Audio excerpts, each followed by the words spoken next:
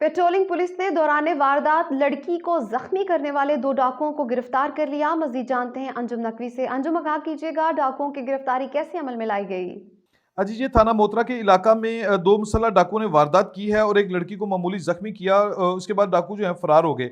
वारदात की इत्तला मिलने 15 पर मिलने के बाद पुलिस की टीमें जो है वो डाकुओं की तलाश में रवाना हुई। इसी असना में डाकुओं की जानब इसी असना में डाकुओं की जाम की चीमा पेट्रोलिंग पुलिस की टीम से आमना सामना हो गया। जराये का कहना है कि डाकुओं ने पेट्रोलिंग पुलिस के एहलकारों पर फायरिंग भी की थी।